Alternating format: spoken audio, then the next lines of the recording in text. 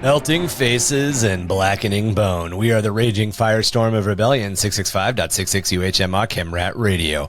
Coming to you live tonight from Joe's Sump Shack. Yo, Gobbo. You think these glass eaters ever know the joy of sump crustaceans? Or do you think they always are just too busy starting shit in the Underhive? A new glass eater prophet has stirred them up.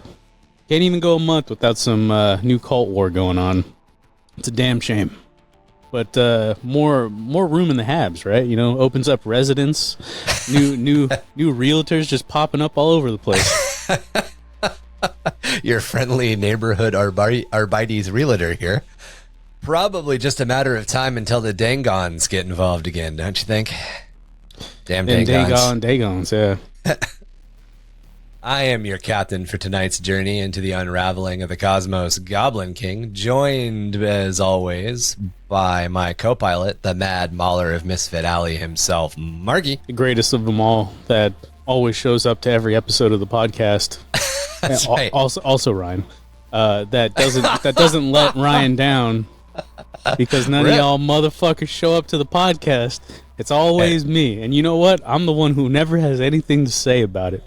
Ryan's like, Horus killed Sanguinius. And I'm like, holy shit. What else happened? Where Tom is like, well, actually, he decapitated his penis and put it in his ass, inserted it into his rectum, and then banished him from existence into the Shadow Realm. Shot him in the head, threw him in the river. Sanguinius is just Rasputin. Yeah, I was going to say, you think Rasputin had it bad. Yeah. You should have seen what Horus did to Sanguinius. Good old Sangui. Yeah, what did we call him last time? Sanguilius? Sanguilius. Good old Sanguilius. Sanguilius Sangria for all of your Blood Angel needs. 4 rednecks in Kentucky. Sanguinilla. I like how it's just getting worse. The way we pronounce it's just more and more downhill. You know, we're on like I know it's episode 86, but you know this is like because of our side content and all of our unnumbered episodes. This is like release 126. Is it really? Yeah, we've been doing this for 126 weeks. To me, every episode is like episode XX.69. That's pretty much how I see every episode. Oh, okay. So you record time the way the Imperium does. Exactly. Yeah. It's M. Right. It's M69. Yeah. M69.126. That's pretty much how it goes down in my head every time. Gotcha. Dash 420. So I was going to say, so when we get to 420.m96, M69, you're mind blown. There'll be like a fuse going off. We'll have to reset you. Yeah, we keep talking about that episode. If we reach episode 420, I mean, we're just going to have to do it high on something. I have no idea what I mean, if we're lucky, we'll be done talking about Space Marines by then. Yeah, if I do a whippet, I'll be more dumb than what I am right now. And the bar's already set real low, so it's just... If I do a whippet. Yeah, if I do a whippet, my last brain cell will blow his brains out. We'll just give Marky like brown sugar and he'll lose his mind. Yeah, I'm done. Like, I'm done. What drug is this? It's just sugar, Marky. That's all it is. Are you sure? It's booger sugar. I can't feel my face, guys. I can't feel my face. It's just brown sugar, dude. Jesus. Yeah, and Chuck doesn't get to do his warp dust, you know? That's all Chuck does. Chuck's always doing warp dust. That's what he does. He's constantly on. He's like Scarface, right? He's like Tony, what is it, Tony Montana? Is that his name? Yeah, Tony Montana. Tony Montana is just fucking warp dust on his desk at work. And he's just fucking... He just riffs the whole rail. He's Thanquil over there, snorting mountains of the shit so he can take out that damn dwarf, like what's all that and that human Felix. Yeah, what's all that stuff all over your face, Chucker? Oh, you know, warp dust. Why you got green powder all over your face? It's supposed to go in your nose, not on your face. It gets everywhere. I like the feeling of it. I like the grains on my face. Makes me feel alive. Puts hair on my chest.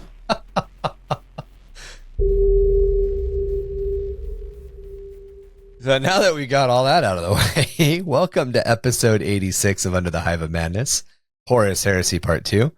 We had originally planned to cover both the Isstvan III Atrocity and the drop site massacre of Isstvan V more in brief. However, as we've done our research, it's become more apparent that these two events really shape how the Legions split in the coming conflict. And once the Legions split, what was a Chaos Space Marine and what was a Space Marine were kind of set in stone. There's also a lot of foundational and important figures who helped shape stuff in the 41st millennium. Marky and I were talking about this earlier, specifically with like the 13th Black Crusade. And, of course, the way that the game functioned between, like, what, 3rd edition and 7th edition, realistically? Yeah, that's about when all that stuff was going down. I think it was 8th where, spoiler alert, Cadia gets blown up, right? Yeah, it's the end of 7th where Cadia dies. We already talked about Cadia dying, though, so that it's been spoiled. Yeah, no, I got to throw it in there. You know, somebody starts on episode 126, the first one. They're like, you fucking ruined the 40k experience for me. You told me Cadia's dead. 80, yeah. I thought Cadia was a bunch of space rocks. Well, what do you mean it's dead? It was alive before? It was? Yeah. Cadia was just a what do you call it? A fucking constellation of fucking meteorites and shit. I heard Cadia was in Alderaan places. That's a good one. That's for the Patrick. knee slap. This is the old man episode today. Old man episode, yeah. Yeah, it's gonna happen. Uncle Corner. So because of that, the next 2 episodes we're doing are actually going to largely focus on those specific battles, their aftermaths, and a lot of the events that came from them. As an example, Nathaniel Garrow's Flight of the Eisenstein, which helped lay some of the very early foundations for what would become the Astartes chapters that don't have a Loyalist Legion founding. Quick examples would be the Grey Knights and Death Watch. Even though there isn't necessarily a direct link, the fact that the Flight of the Eisenstein happened allowed for chapters like the Grey Knights and the Death Watch to become founded. Dude, I thought that was the whole title of the book there for a second, not just the author placed in front of the title, and I was like, holy shit, that's a mouthful. That's like one of those animes that have like a paragraph for their title. What was it? Nathaniel Garrow's Flight of the Eisenstein. I was like, holy shit, dude. Who came up with that title? I think fire that guy. It's Grav Thorpe that wrote Flight of the Eisenstein. Nathaniel Garrow is the Death Watch captain. Oh, okay. You know who Garrow is? I probably know of him, but the name's not ringing a bell right now. Gotcha. We've talked about him in the past, but yeah, there are a couple of novels that seem like that in the Warhammer 40k universe. I feel. I can't think of any examples right now, but I want to say there's a couple of anime titles now that you put it that way. I always look at them as ancient alien titles. Like, have you ever watched the show Ancient Aliens? No. I might have, like, in passing maybe, but... So they'll talk to some author and the guy will be like, well, yeah, when I wrote my book in a blue sky over a green field as to where the gods once built pyramids and eye-opening investigation of aliens inside farmers' rectums, I wrote about, and I'm like, Jesus Christ, is that the fucking... was that the whole title? Like, that's a paragraph, bro. Like, what's it called? Shit, I gotta unpack that. What's it called when they have like that short story on the inside of the on the inside flap? The book summary. Yeah, it's the book summary of the. Yeah. That's your title. No. On a brief day in May, while I looked up at the sky so blue, I saw like, dude, bro, just call the book like in Aliens Touched My Butt. Like, come on, bro. Like, that's all you need. Aliens have big fingers. In my book, aliens have big fingers.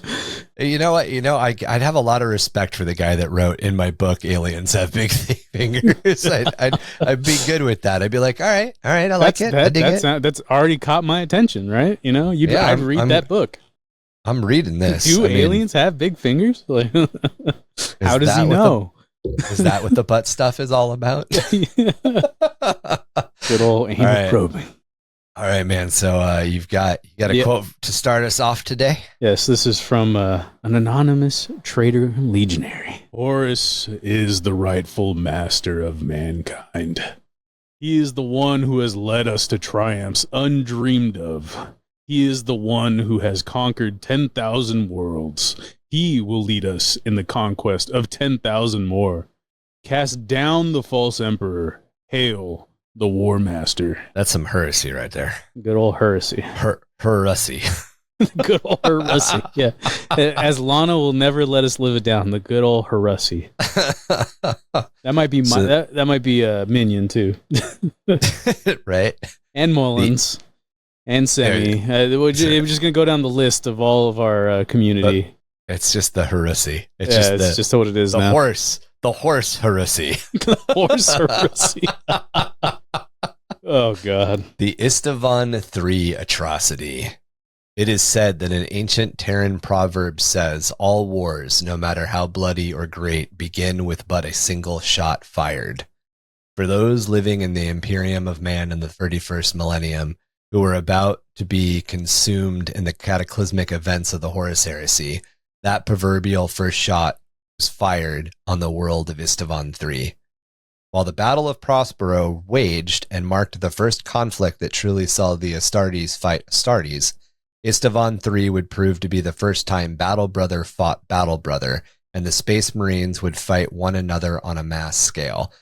Just to kind of lay it out here at the beginning of the episode, the burning of Prospero is ending about the time Isstvan III starts.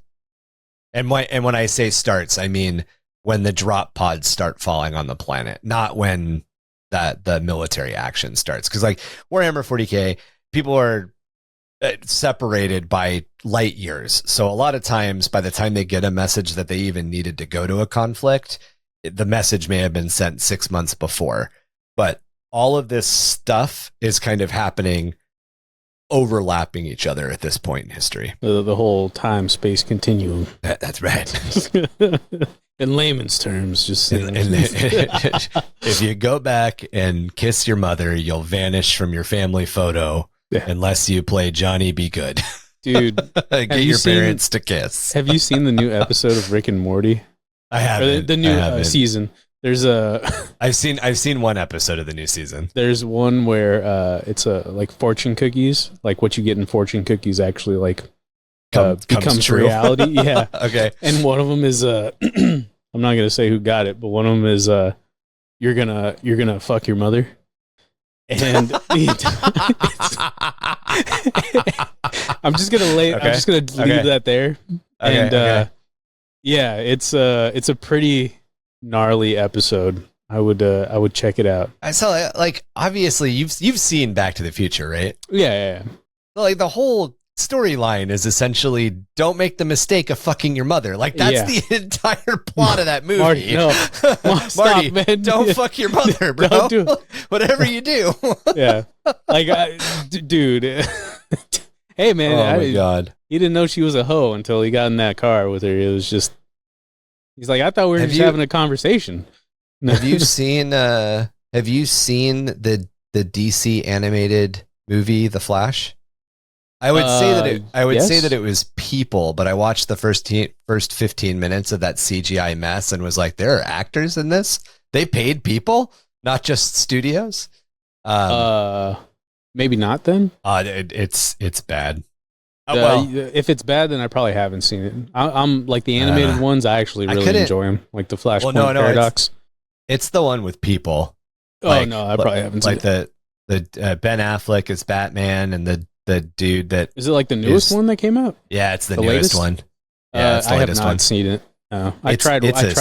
CGI mess. Like I'll be relatively forgiving but your CGI shouldn't look like it came out of the early 2010s. Yeah. 2, it looks don't like rely on CGI that much. You ever use seen, CGI to fix things or make Into the Spider-Verse. Like, you know what I mean? Oh, what the hell is it? Sorry. No, you're good.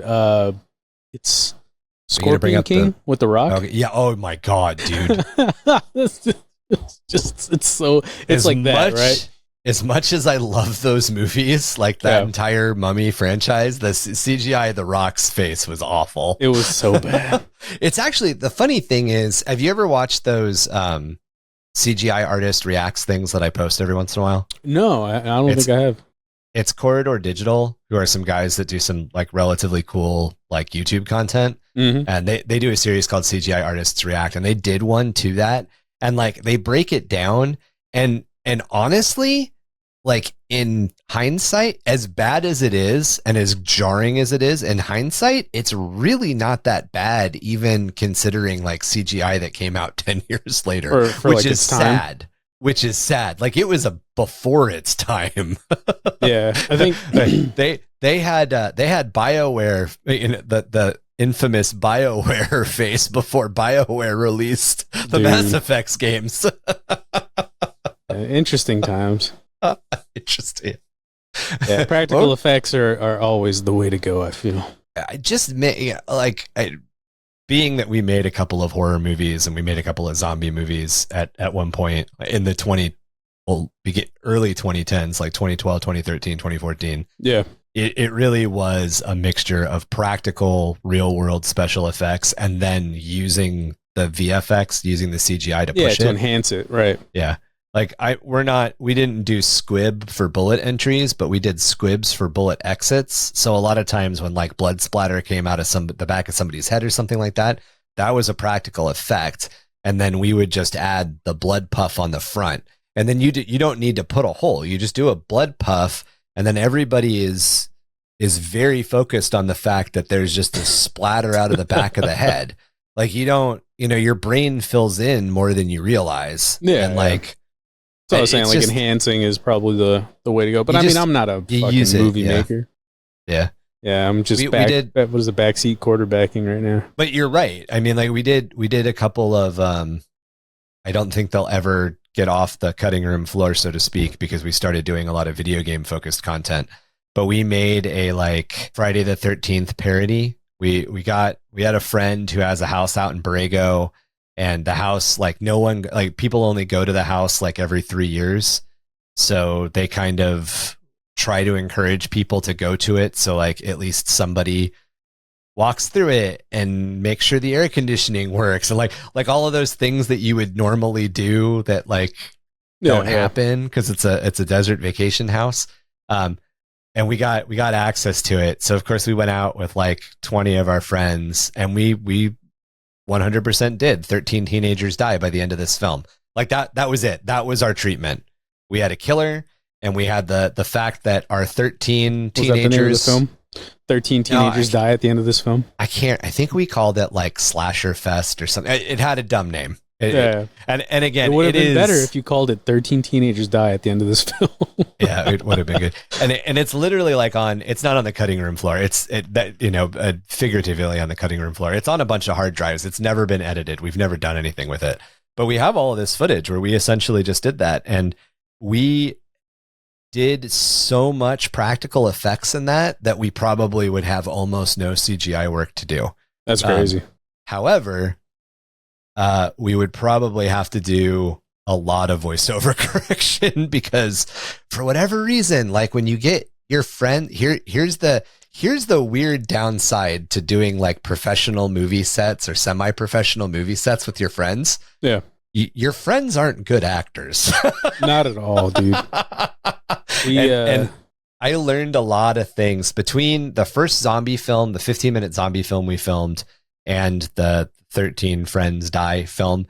I learned a lot of things. And one of the biggest tricks I learned was anytime we filmed an action sequence, I would have the actors that were going to be in it either like jog in a circle or do a bunch of jumping jacks, because just the like, I've exerted myself a little bit and I'm breathing heavier. Like they stop, they kind of just deliver the line out like semi out of breath, or not semi, but like winded essentially, rather than like acting like unprofessional acting like you're winded, because then you get all of this weird over exaggeration that like the human body doesn't do.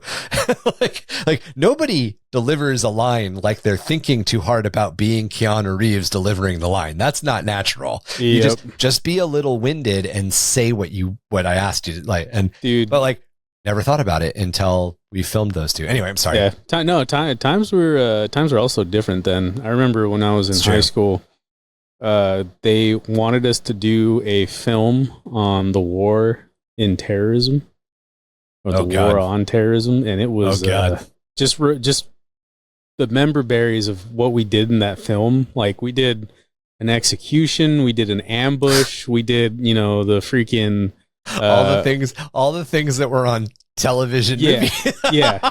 And we did it with like paintball guns. Like we did like crazy 2x4s that would throw up dirt to look like explosions, and we edited in explosions. And it was like, thinking about it, I'm like, dude, as like a 16-year-old doing that stuff, it would not be good nowadays. Like I remember, like I had like my little brother in there, and like we'd use ketchup packets for the blood. Yeah, and just the fact that you're using blood in a high school project movie, probably not a good idea. Just not a good idea nowadays, dude. We have a character in the zombie film that we did, which is called City 7. It's on YouTube if you're listening and you want to go look at it. It's not good. It was a big learning experience. It's not that it's not good because our filming wasn't good or the acting wasn't good or whatever. The filming is pretty good. Director of photography, it really knows her shit. She's a really good director of photography. The director and I know how to lay out scenes and know how to do action sequences, but it was our first time working with a massive time budget. We were supposed to have 8-hour filming days, and we ended up filming for like 16, 17 hours so we could get pickups and we can fix things. It was our first time working with some of the actors that we had worked with, and I hadn't figured out as a producer and like second director and like writer, I hadn't quite figured out the trick. I knew all the special effects. I knew how to make all of, and when I say special effects, I mean the like physical effects. I can't even remember. We were just talking about it. I can't remember the fucking term for it. Practical effects? Practical. Thank you. All the practical special effects. I know I've got all that stuff down, and I feel like we did really well with a lot of that stuff, but it's just one of those things, like when it's all together, you can see the time crunch. You can see the like weird jilted delivery of some of the lines. And it was a learning experience. It was one of those things, like if we had refilmed it, if we had the opportunity to refilm it with the exact same crew, I think that we would do quite a bit better. But first off, I would give us like 2 weeks to film a 15-minute movie rather than 3 days, but whatever. But one of the scenes that we do, we've got this essentially this like drug runner, former drug runner who's now, part of this like survivor group that's dealing with, zombies. And he sets like time delayed, like C4 blast. And of course, like we didn't have the budget to actually blow something up. So what we did was we filled 4 Homer buckets from Home Depot with like chunks of drywall and like chunks of rock, like pieces of foam, just like junk. We filled 4 of them. And then there were 4 people on the inside of this room, this door that blew up, who threw those buckets out. And then on top of that, we layered in fake smoke and fake debris. And then on top of that, we layered in fake fire. And then the director of photography, as she was filming it, camera shook the screen. Yep. So when it's all layered together, it legitimately looks like a relatively good explosion. We definitely could have like, if we had enough time to do dailies, we probably would have reshot it with like 6 buckets or whatever. Like we would have added more to it, or we would have done like, throw out 2 buckets, then throw out another 2 buckets, then throw out a third 2 buckets, and then composite them on top of each other so it just looks like more debris. But like really, like it's one of the sequences that we were really proud of. There were a couple. There's a zombie who gets his cranium evacuated that we're all really proud of too. It was just a great shot. But anyway, ours is ketchup on my brother's forehead and the floor. That was our cranial evacuation. I made 40 gallons of fake stage blood for the first zombie film we made. Ooh. Yeah. One of the follow-up shorts we did, they're only like 3 minutes long. We had planned like 12 of them, but we had only ended up getting enough funding to film 2 of them. We actually have one of the actors throw a tomahawk at a Sony Red camera. And like, the way that the tomahawk comes in, it looks like it's going to hit the camera. And then, of course, we cut to a zombie with a tomahawk stuck in its forehead, bleeding profusely and falling over and dying. So an expensive camera. It's fun. It's fun. Well, like the guy, like it's that point of view shot, like the zombie is the camera sort of thing. But anyway, Sony Red cameras, at least back then, were really expensive. Like that was I think 4K had just started to be a thing that people filmed in. It was like 2013. So we threw a real tomahawk at a very expensive camera. Yeah. I can't remember what I was watching. What the hell was it? I was watching like some clip, and I don't know if it was a chick that was like doing archery, and they have a camera on the bullseye for some reason. So you can see dude. Where it's like where the arrow is coming in at, and it goes right at the camera. It was it just destroys the camera. I think it might have been for a movie, like a movie shot. Like she hit the camera. Well, you always tell the actor or the stunt person, don't break the camera. Get as close as you can. But like that's the thing. Get as close as you can. We want the shot to look really good. So I bet it looked great. It did. Anyway, we are way off where we're supposed to be. So that the point that we were trying to get to was that Isstvan III was happening essentially at the same time that the Battle of Prospero and the Burning of Prospero was happening. The space-time continuum, the fact that there's like vast distances weren't affecting these two events. These two events were disconnected from each other enough that they kind of took place at the same time, which is important. So the Isstvan system had only been brought into compliance 15 standard years earlier by the 27th Expeditionary Fleet under the command of Primarch Corvus Corax of the 19th Legion Raven Guard. The Isstvannians had proven themselves professional soldiers who did not break easily, even when confronted by the superhuman might of the Astartes. While there had been stiff resistance, eventually the last elements of opposition to Imperial compliance were destroyed by the Raven Guard at Red Darth Valley on Isstvan III itself, with the Isstvannians formally surrendering to Corvus Corax and 800 companies of his legion kneeling as defeated foes. However, as this was the way with the Imperium and the Imperial compliance, they were very soon welcomed with open arms as new men of the Imperium of Man. While the full weight of the Remembrancers order had yet to make it to all corners of the crusade at the time, there was still a substantial civilian contingent attached to each expeditionary fleet, and a large number of these were left behind in the Isstvan system to re-educate the newly compliant population to the truce of the imperial truth.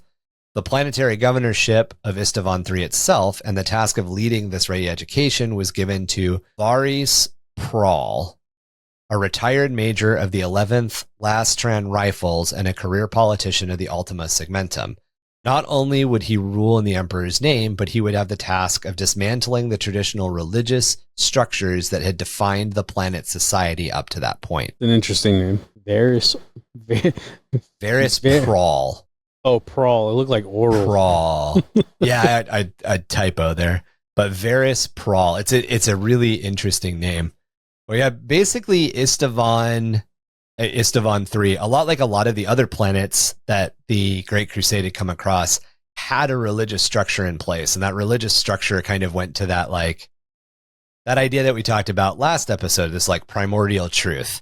And they're not calling it the primordial truth, and they're not calling them the chaos gods, obviously, but like they worshipped deities, they worshipped gods that could be pretty easily 6 degrees of Kevin Bacon back to one of the dark gods, one of the ruinous powers. And this was something that like the Great Crusade just encountered time and time again. And of course, as we talked about, as we got into a little bit of an argument about last time, because we were trying to, Marky was not an argument, but a conversation, because Marky was trying to figure out where is that point where religious fervor becomes traitor.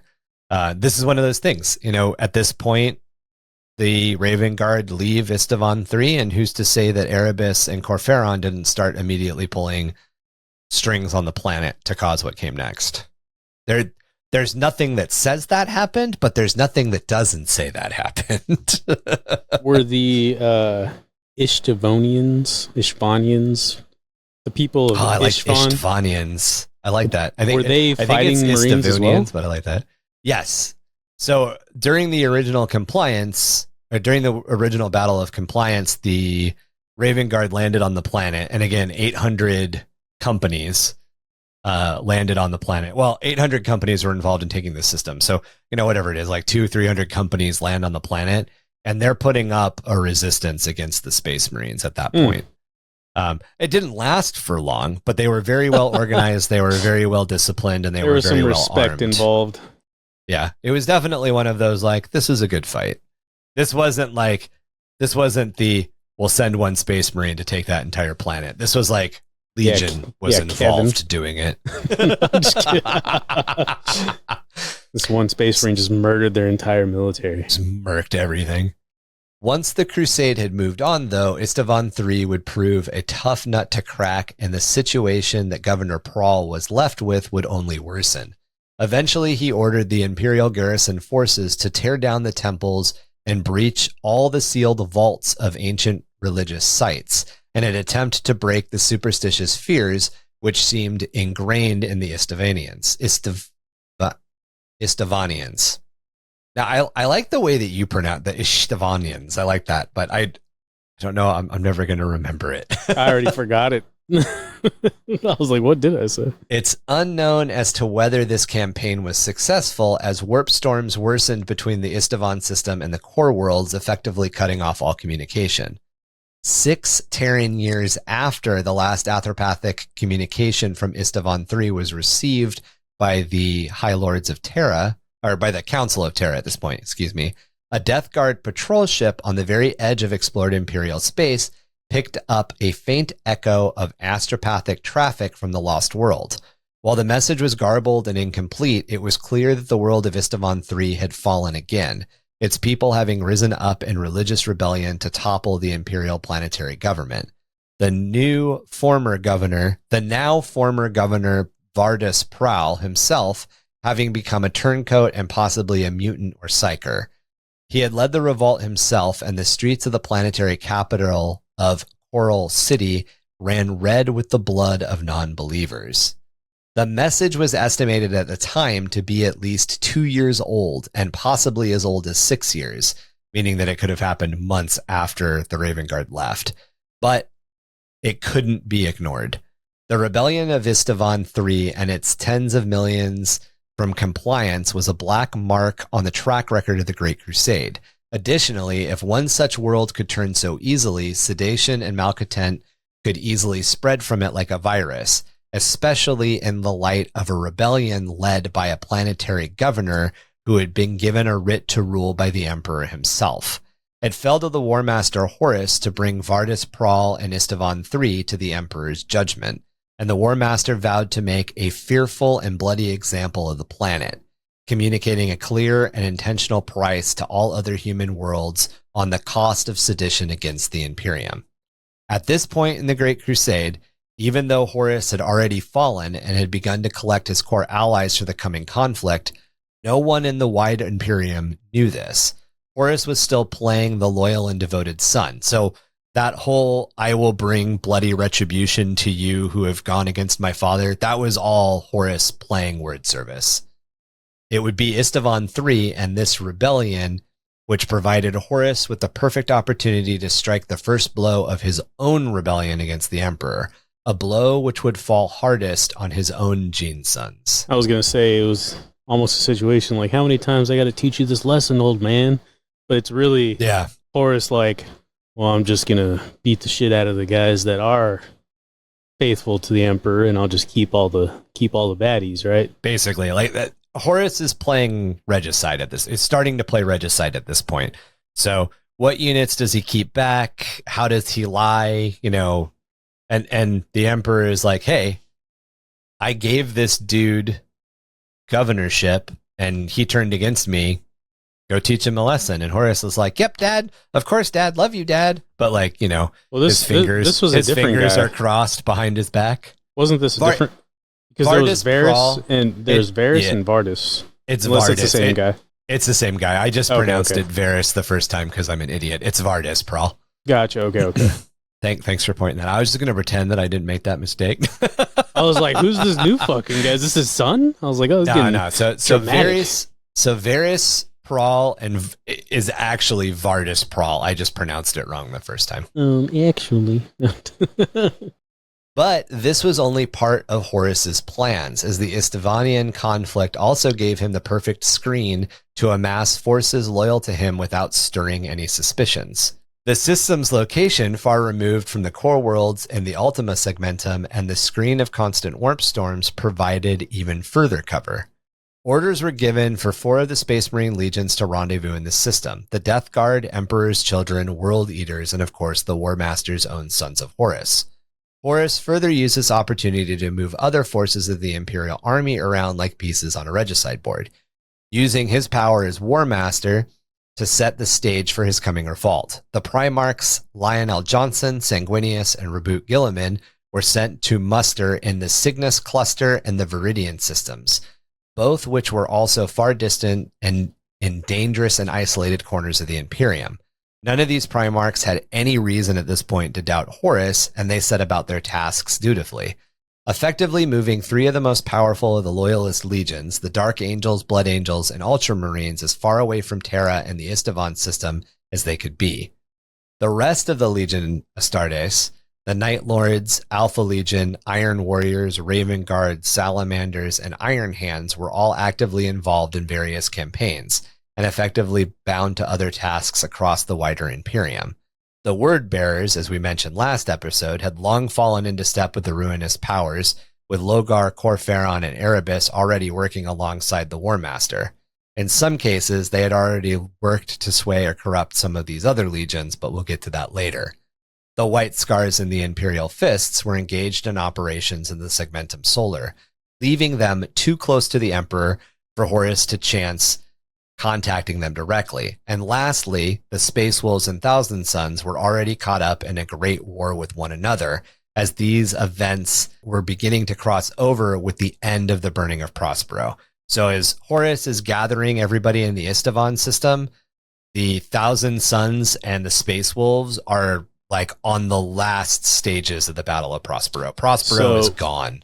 So Prospero being the time or event where Magnus was trying to get in contact with the Emperor by sending a gnarly psychic message and breaking through to the Golden Throne, and then the Emperor being like, no, bad. Space Wolves, go slap them, and the Space Wolves were like, oh, we're going to slap them, all right. And they slapped the shit out of Prospero, right? The planet that Magnus was on, or in charge of. Right. And again, a lot of that came because Horus intercepted the message between the Emperor and Leman Russ and basically twisted the Emperor's message to insinuate that Leman Russ was to eradicate the Thousand Sons, not to bring them in for the Emperor's judgment. Horus screwed over Magnus then. Horus put into place events that he knew would push Magnus to where he wanted Magnus. Gotcha. Okay. So he's over here playing 4D chess kind of thing. Yeah. He also needed to remove as many, in order for his and Logar in a lot of ways plan at Isstvan 3 to like take place. He had to basically make sure that all of these other pieces were locked down. Gotcha. He had to have complete control over his core. And the core being Emperor's Children, World Eaters, Death Guard, and Sons of Horus. Right. If there were others that were to join him, then, he was putting the pieces in place for it to happen. Right. But if it weren't, then, then he would already got his core. Have this strong core. Yeah. And he wanted, to be clear, he wanted Sanguinius to be on his side, but he knew Sanguinius would never go against the Emperor. But Sanguinius and Horus were like ridiculously good friends up until all of this shit started happening. So at the edge of the Isstvan system, the massive war fleet began to gather, and the first actions of the campaign to bring the system back into compliance took place. The War Master making a good show of taking out rebel outposts and retaking valuable assets in the name of the Emperor. The elite first company of the Emperor's Children, led by Lord Commander Eidolon. Eidolon? Yeah. I want to say Eidolon. Eidolon, yeah.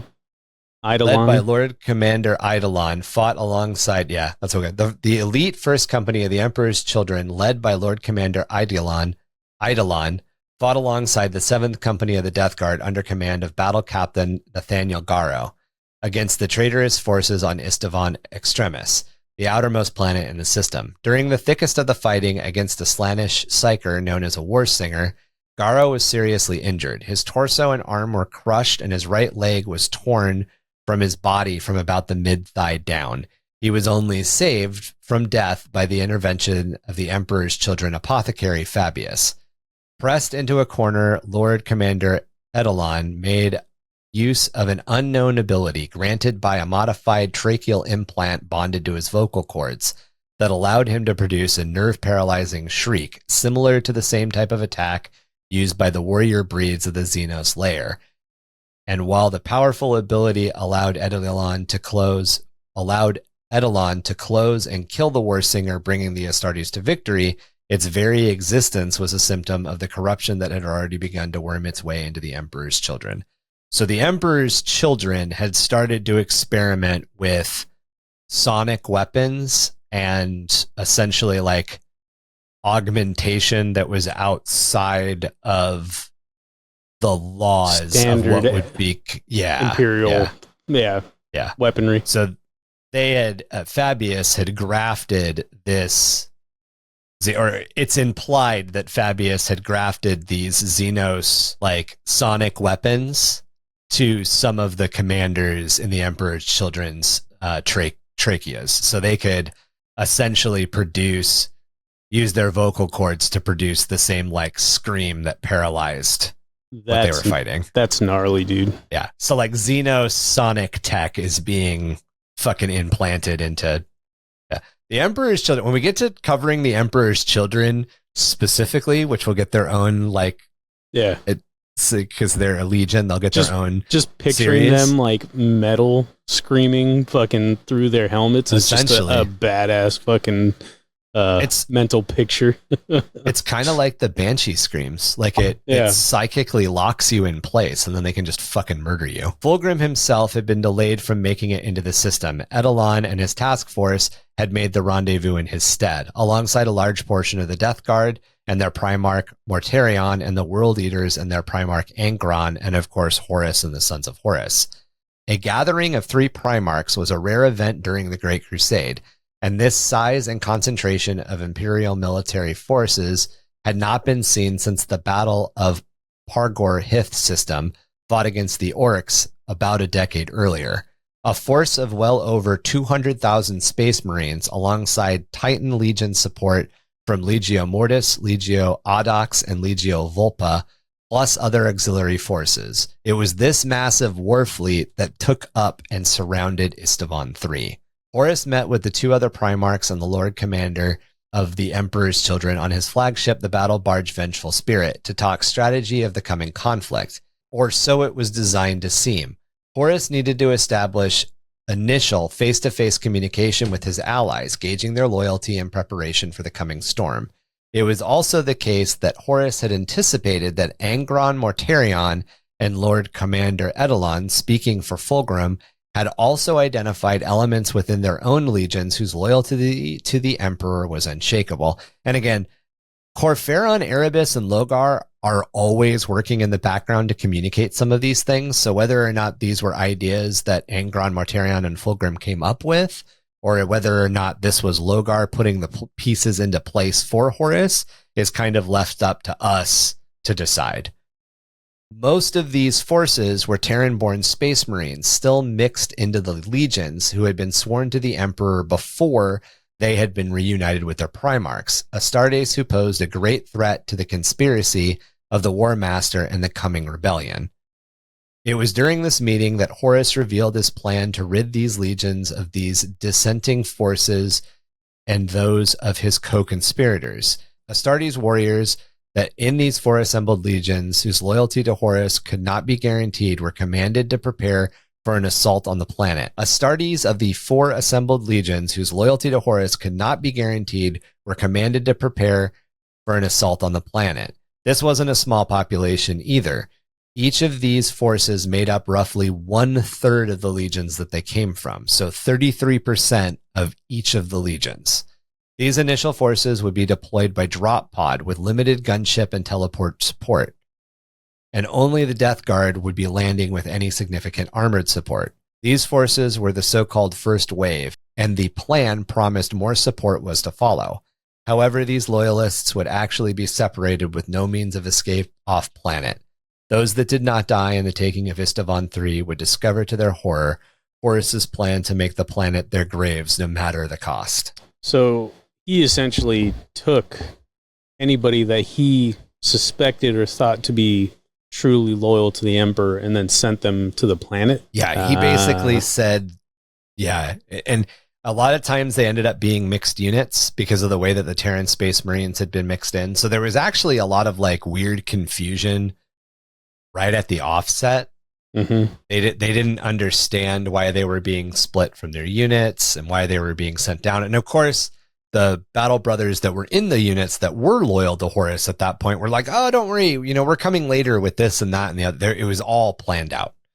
It was essentially, we'll get rid of all of them. We'll send them into the meat grinder of Isstvan III, and whatever doesn't survive, we'll deal with later. Okay. But it allowed Horus to play the dutiful son while also dealing with his own internal enemies. Yeah, he's he got house. to trim the fat, essentially, of loyalty off of 4 legions, essentially, right? Yeah, good way to put it. And the fact that it was 33% of each legion is a staggering number. Because you think, like, we just talked about how Corvus Corax took Isstvan III the first time, and he had 800 chapters. So that's, what, 80,000 men?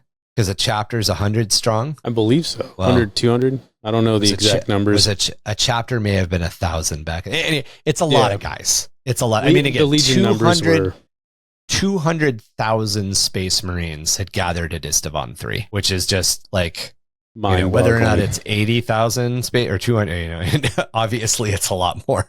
The assault on the proto-Hive capital of Coral City was split into 4 closely linked primary target zones, which housed different parts of the government, and all of which might be where the traitor Vardis Prawl was hiding. The Emperor's children would drop into the Precentor's Palace, Coral City's governmental center, while the World Eaters would drop into the plazas which adjoined the palace areas where resistance was deemed to likely be the strongest and swiftest. The Death Guard would drop on the western fortifications, a network of Imperial-built bastions and bunkers, with the goal of either eradicating or boxing in the rebel garrison forces they contained so they couldn't join the fight. The final target was located east of the city in a vast and ancient complex of tomb spires, shrines and temples known to the Isstvannians as the Siren Hold. This was considered to be the hardest target and one of the most important, and would fall to the War Master's own legion, the Sons of Horus. It was the heart of the religious rebellion, and like Isstvan Extremis, the Siren Hold was in the clutches of psycho witches known as the War Singers. Several other secondary targets had been identified, including Coral City's starport and other sites of important infrastructure, with each of these being assigned to smaller Imperial task forces. One of the reasons that the most important job was given to the Sons of Horus was one of the biggest people that Horus had to deal with was Gravel Loken, who was part of the Mournival, and the Mournival was 4 Sons of Horus that served on the War Master Horus's internal war council, essentially. Abaddon was one, Loken was another, Little Horus was one, and I can't remember the last guy's name because he actually turns into a demon. I will talk about him as we get into the heresy more, but Loken was essentially at Horus's side. Loken was the only member of the Mournival that when Horus was wounded and kidnapped and taken to the Temple of the Serpent Lodge on Davin, he was the only member of the Mournival that was like, this is wrong, let Horus die. Like, as much as it pains me and as much as I am dying inside, using dark sorcery to save him is not what he or the Emperor would want. Like, that was Loken. So Horus had to deal with Loken, and he gave Loken command of the hardest part of the assault, sending him directly into the religious center hold of this Slanishy cult, essentially. In hope of him getting killed, correct? Basically, I got to get rid of I have to get rid of you. I'm giving you the worst task. And of course, to Loken, it's the best honor, task. I'm being honored by being given this important task. Exactly, yeah. This first assault wave was an iron rain of drop pods, which smashed into Coral City, while strategic lance strikes from the orbiting warfleet erased ground targets across the world's surface. In the opening moments of the strike, the Space Marines had air superiority, and that would be assured through the rest of the conflict. However, fighting on Isstvan III was far heavier than the initial wars of compliance had ever been. Along the walls and trenchworks of the western fortifications, the Death Guard hammered home their initial attack before relentlessly advancing. They were opposed by self-mutilated devotees of Slaanesh, who were armed with Imperial weapons and using Imperial tactics. These traitor forces of Isstvanonians even using basilisks and Malkador heavy tanks in the defense. The Death Guard Terminators and tactical squads advanced, tearing down gun towers and clearing trench lines.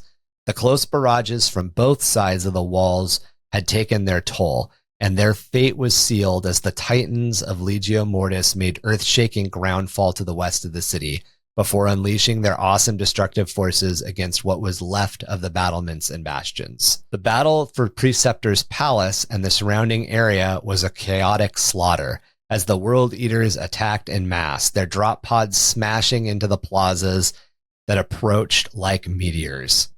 Thousands of World Eaters tore into the disordered garrison troops, and the roar of carnage and combat engulfed the heart of the city. Then the tight-ordered orbital streaks of gold fire speared into the palace itself, shaking a structure which had been built by Imperial military architects to resist insurrection and even orbital bombardment, a house built for the Imperial governorship. Still, the palace stood, in defiance of this orbital bombardment. These defenses had been expected, though, and they were used, and the bombardment was used by the Emperor's children, known for their close drills and pre-planning, to land amid the chaos and perfect formation, overwhelming the outer defenses made to resist just such drop pod attacks, swarming in through multiple entry points, while dreadnought siege claws and melta guns made new entry points into the palace. Even so, the resistance from inside was fierce. So they were putting some hurt on this palace, huh?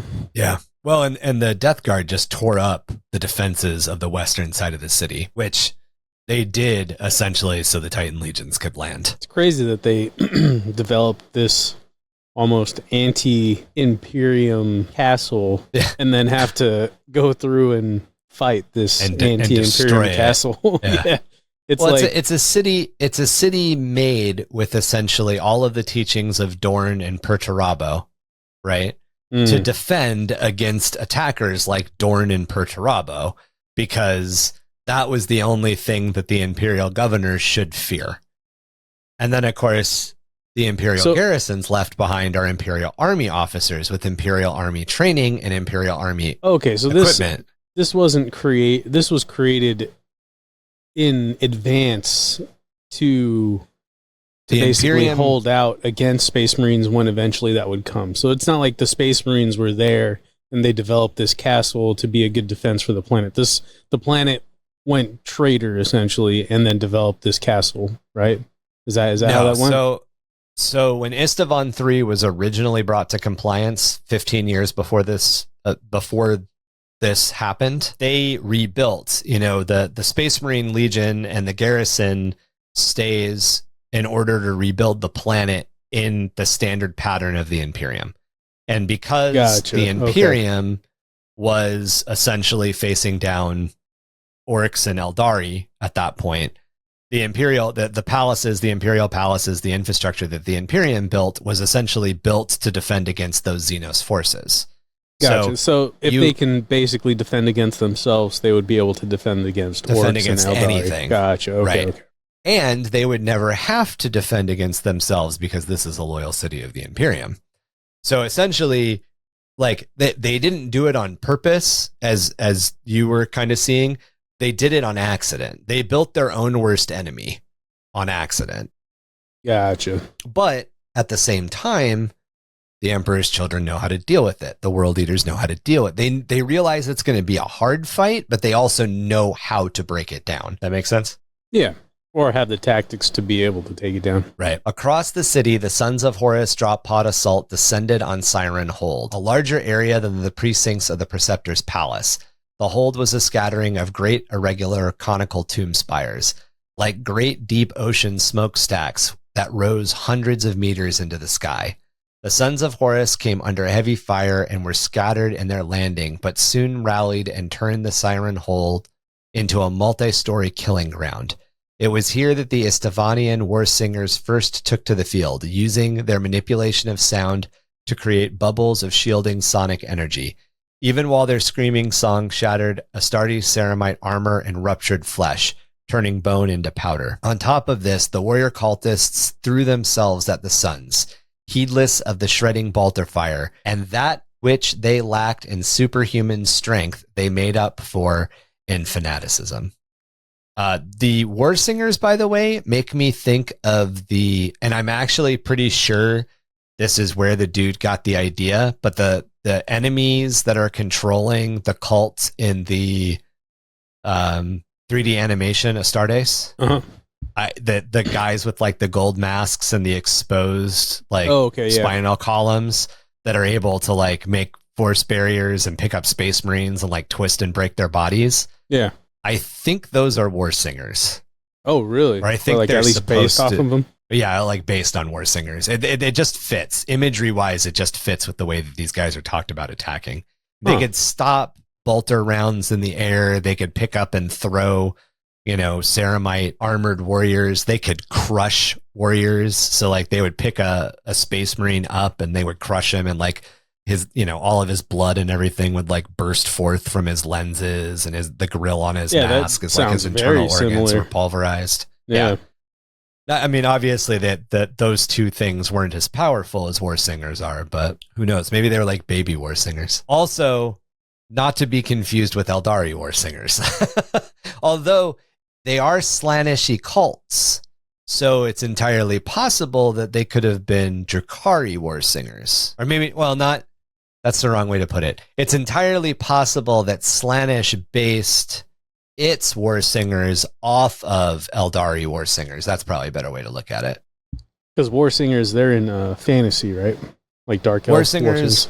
War singers are in fantasy, and there's also a war singer.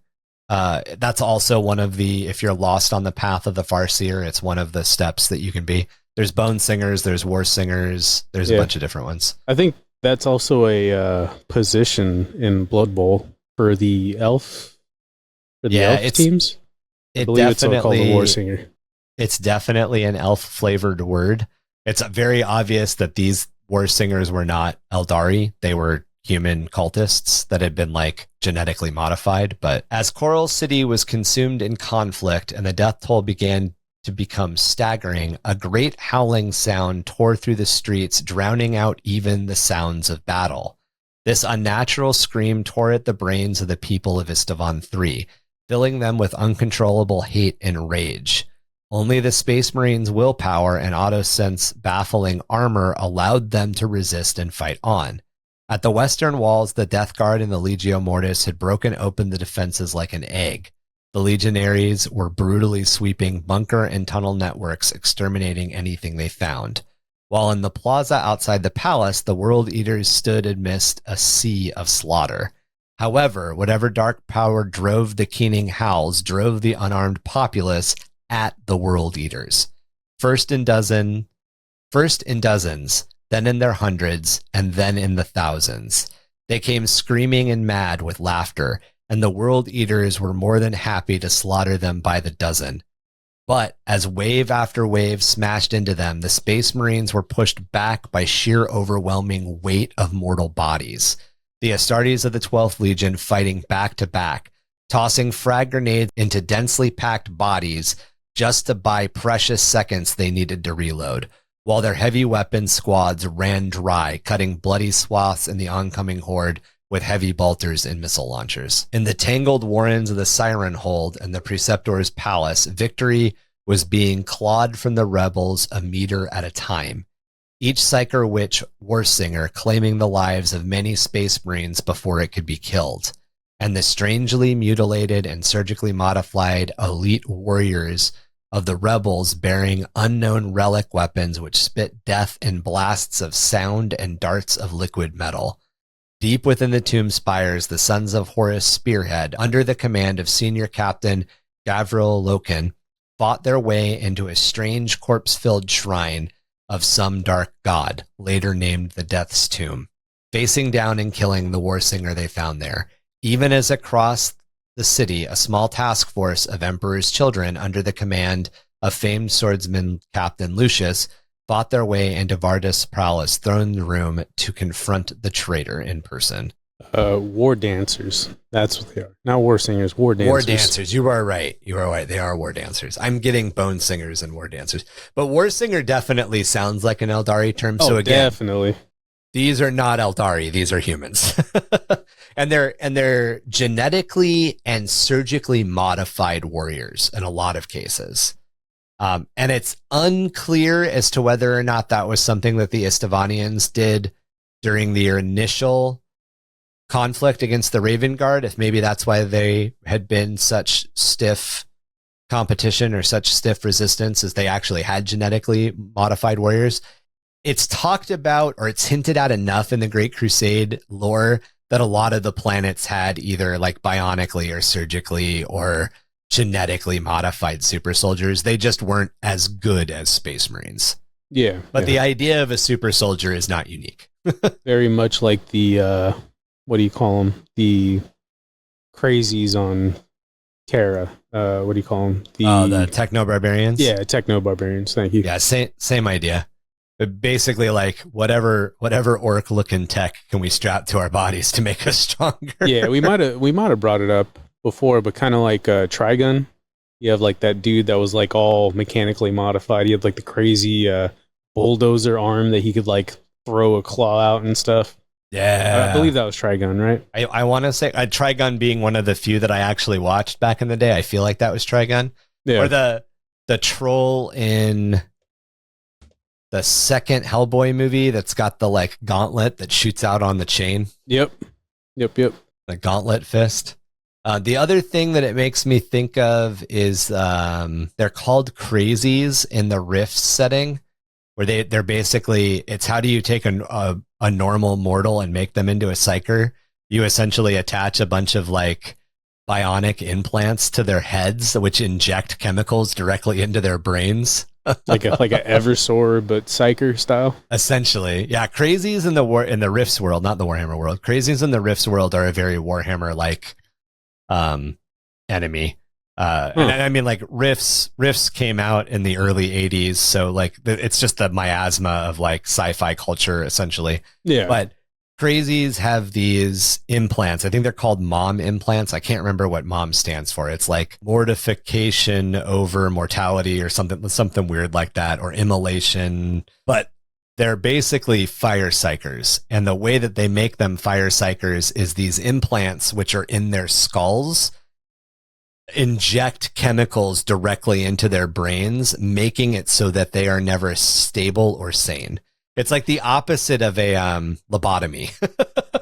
Instead of making you calmer and easier to deal with, they literally make you crazier, and like because they're enhancing your psychic ability, your like your pyrokinesis becomes like supercharged, and you're able to like fire starter things all over the place.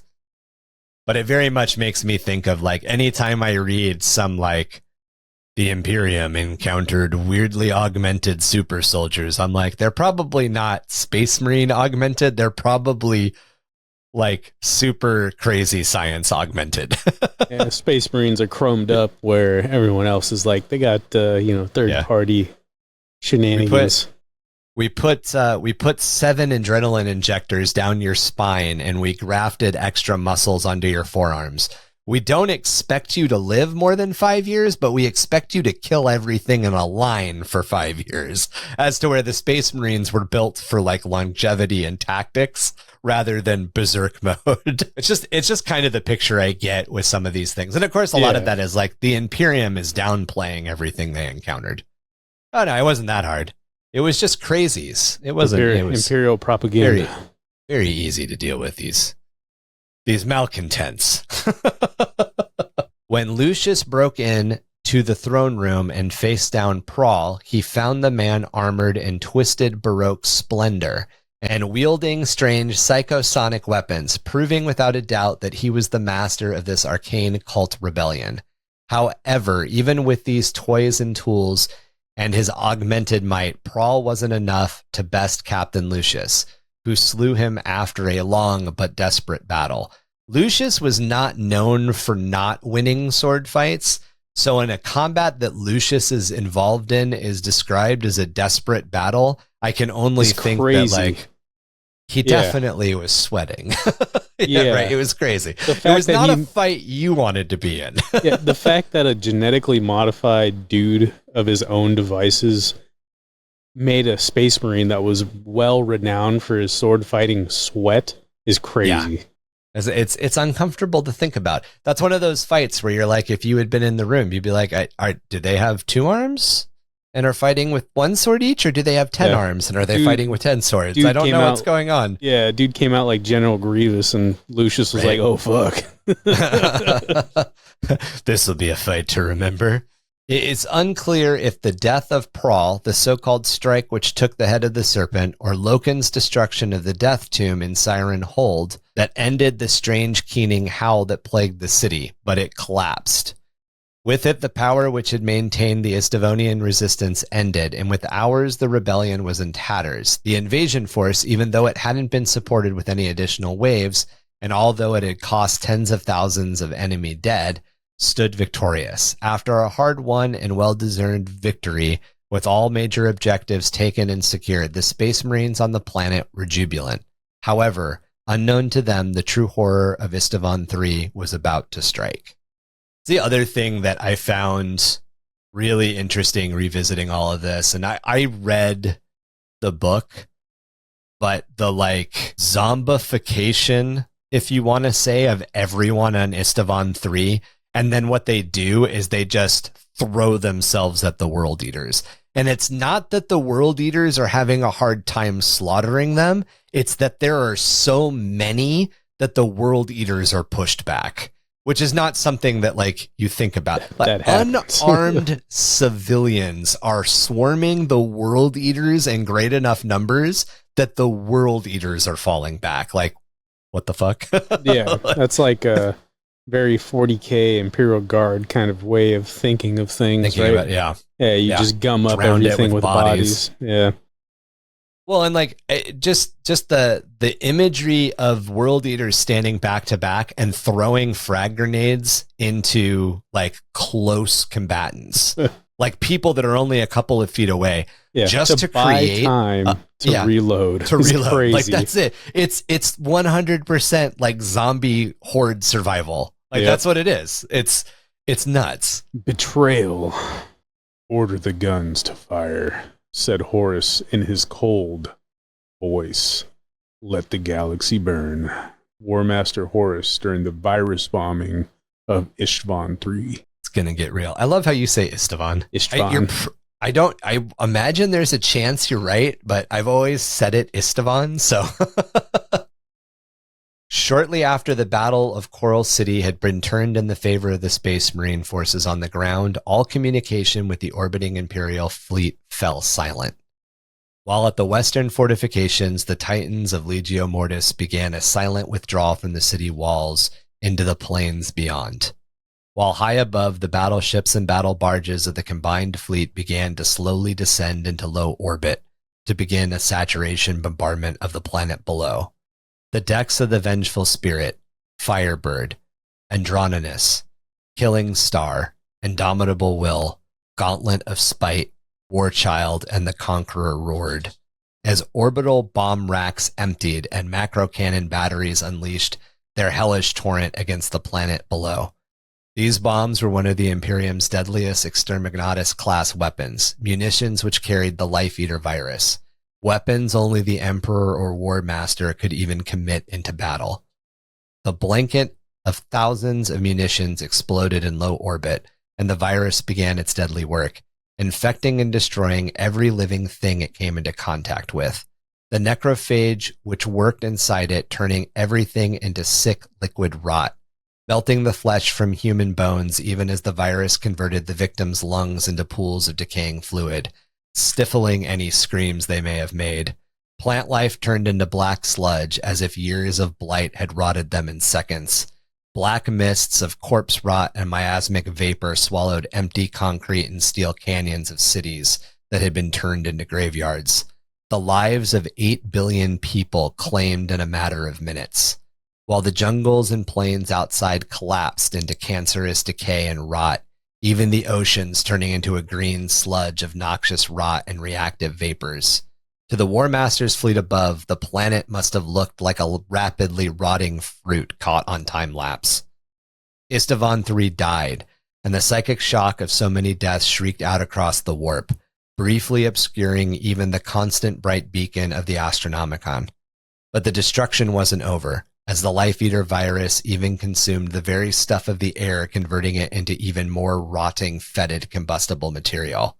All it took was a single land strike, fired from the vengeful spirit, and the entire planet was consumed in a raging firestorm, which wiped cities from its surface and stripped entire continents.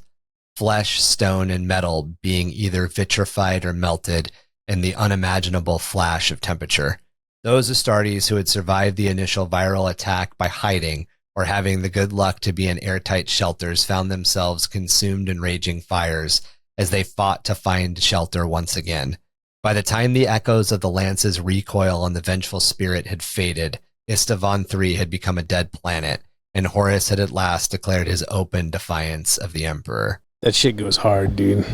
That is crazy. One of the crazy things that I know specifically from reading the novel is that the Legio Mortis Titans withdrew onto the plains and then completely airtight sealed and shut themselves down because they knew this was coming, and there wasn't enough time to withdraw the Titans. Yeah. So the Titans backed off, completely sealed themselves, and survived this to be picked up later. What the fuck, dude? So like, these are the traitor Titans, right? These are all of the Titans at this point. There's a handful that aren't, but all of the Titans at this point that are in this fleet essentially are traitors. That's crazy. This act of heresy shatters all ties of kinship. Those I was proud to call brother. I now fight to bloody death. No quarter will be asked and none sought.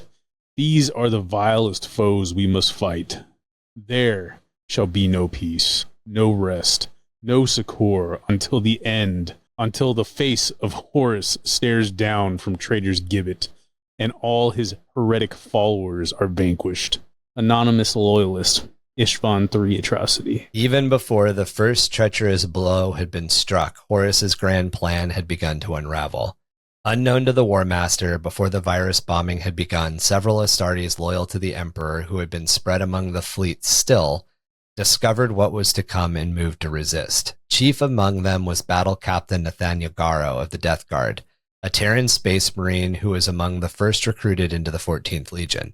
He acted swiftly, rallying other loyalists to him, dispatching warning messages to those space marines fighting on Isstvan III, and capturing the Death Guard heavy frigate, the Eisenstein. In the Emperor's Children's Fleet, Captain Saul Travitz, who had long had deep suspicion about his legion's own growing secrecy and unorthodox actions, uncovered the truth within mere moments to spare. He stole a Thunderhawk gunship and descended onto the planet's surface, bringing with him a warning of the horrors about to be unleashed. Those who heard Travitz's warning were able to find airtight refuge before the virus bombing began. The World Eaters on the planet's surface were the farthest from cover and suffered the worst of the bombardment. The virus either dissolving exposed pipes and armor joints or finding its way into their systems through battle damage. The stoic and mostly silent superhuman warriors falling to their knees and screaming in agony. Sounds made even more aberrant for the fact that they were never heard. So these guys' comms are on as they're fucking dying inside their suits. And the other space marines who are hearing them are like rocked to their core because they have never heard another space marine scream in terror and pain. Like, it just doesn't happen. And now you've got World Eaters, by and large considered like kind of the badass of the badasses in a lot of ways, screaming in terror and pain. Yeah, that'll fuck you up. The virus broke down material at a molecular level, and the Astartes inside their suits were turned into rotting soup and strips of flesh even before their armor had begun to rot. Of those who did make it into the bunkers, some only found out they were too late after the doors had sealed. Their screams as the virus aided them, spelling doom for those now trapped inside with them and it. Those few World Eaters and other Astartes on the surface who did manage to fully seal their suits in time found themselves consumed moments later in the firestorm, once again fighting for any scrap of cover that might mean survival. So there were those, these are airtight suits.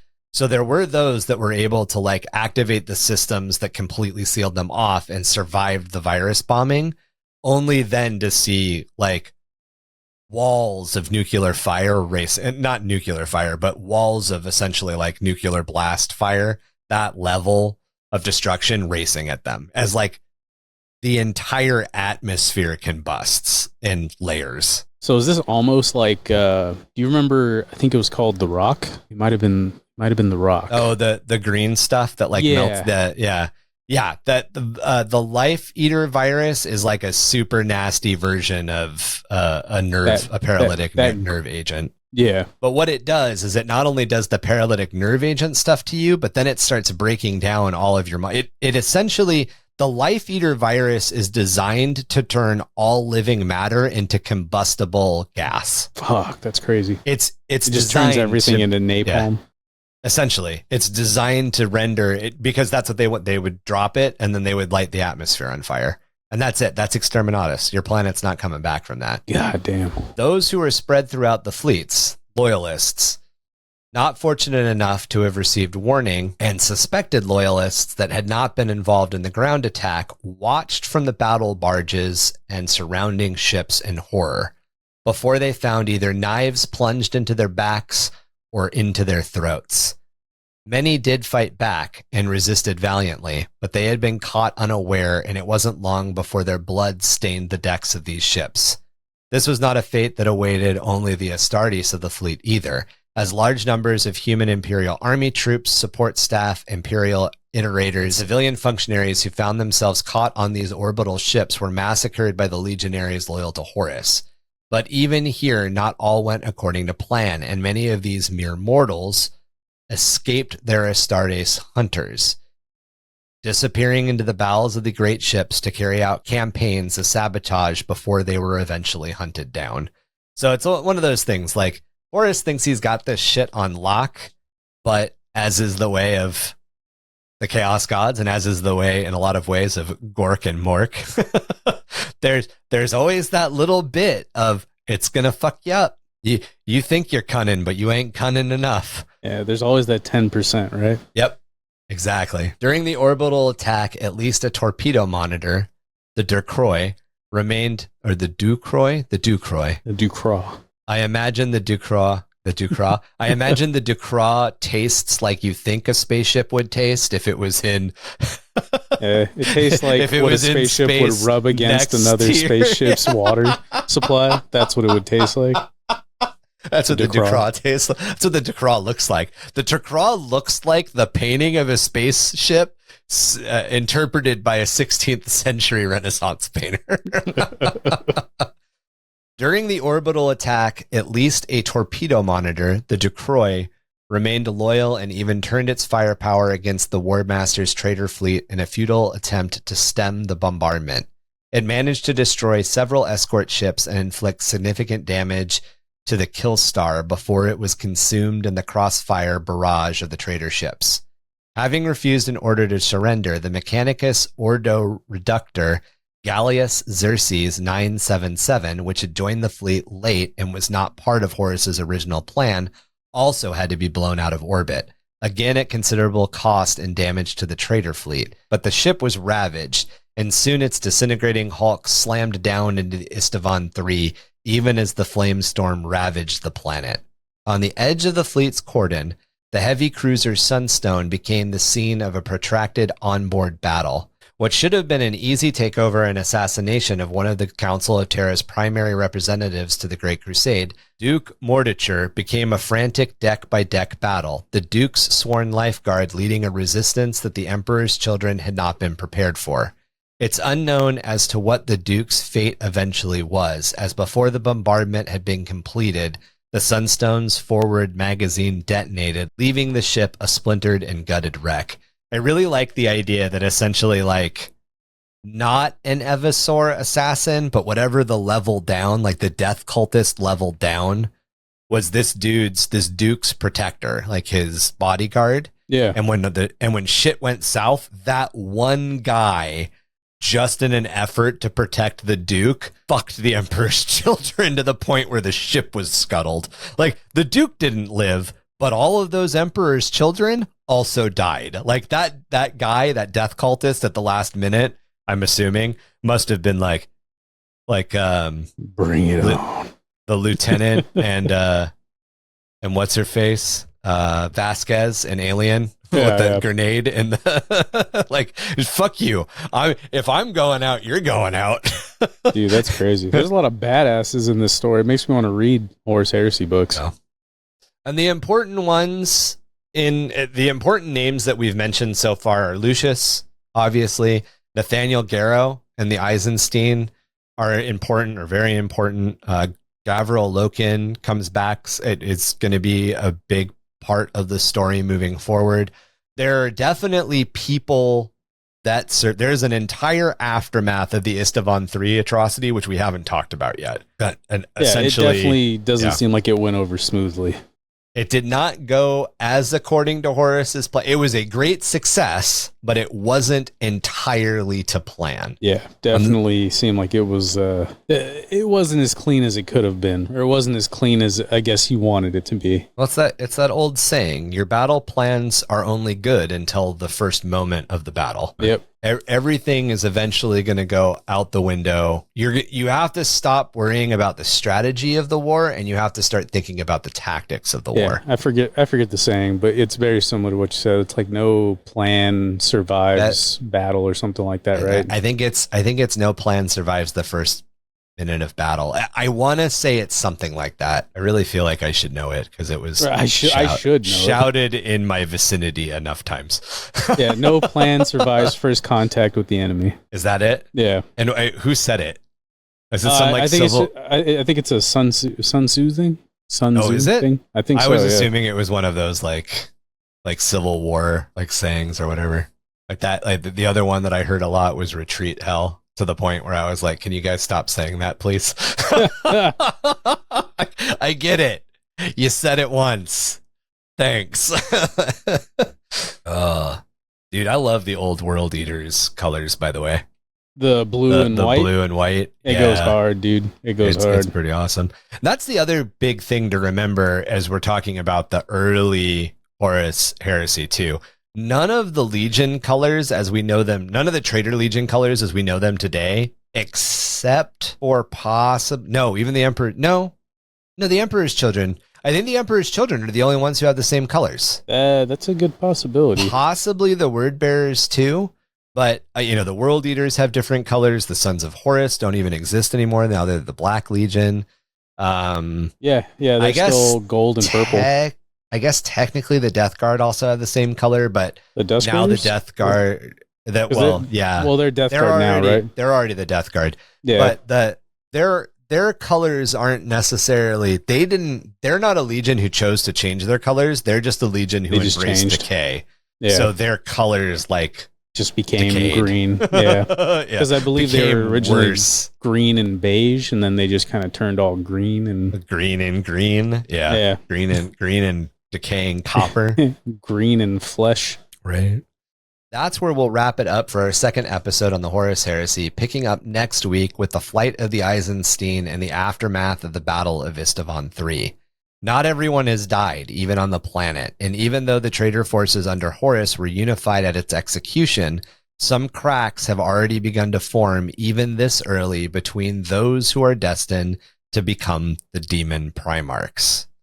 Looking for ways to get into contact with us about any of our episodes? Reach out to us through email at either underthehivofmadness@gmail.com or jimdarkgaming@gmail.com. Or feel free to join our community on Discord. Not only can we talk about all things lore, hobby, tactics, and Warhammer 40k, but you also can get involved in other topics like Age of Sigmar, Magic, role-playing games, video games, and much more. You can also find us on Facebook, Instagram, Ryan's on TikTok, or you can find us at www.underthehiveofmadness.com.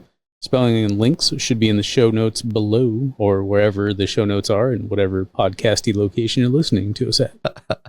You can also help the podcast grow by liking and reviewing us wherever you get your podcast fix. Our home is Spotify, but you can also find us on Apple, Google, Audible, and many, many more.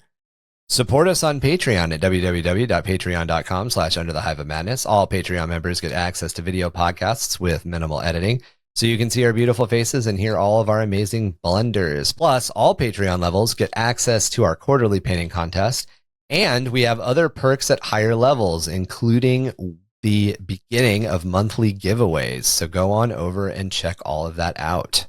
Learn anything this episode? Yeah, that there were survivors of Isstvan III, and they all got fucked up, and the whole scenario wasn't exactly a clean-cut situation. There was a lot of backstabbing and people being surprised and shit not going according to plan. Yeah, it's nuts. Joe's Sump Shack, home of the Hive's best sump gator and crab pot boil. And don't forget their endless frost pepper and sump cheddar biscuits, which pair great with an ice-cold bucket of 2 Noblars and a Coat Ale. Burning down the propaganda machines, we are the firebrands of the pirate Voxwave, 665.66 UHMR Chemrat Radio. Reminding all of you Chemrats, Hive Mice, and Sump Ghoulies to keep those dials fixed right here. Same ratty frequency for a dose of the same ratty-ass attitude. Amidst the cyclopean ruins of the Frost Hollow, the four-armed emperors emerged, accursed forms made of grotesque melding of forbidden knowledge and the gnawing despair which lurks beneath the ice.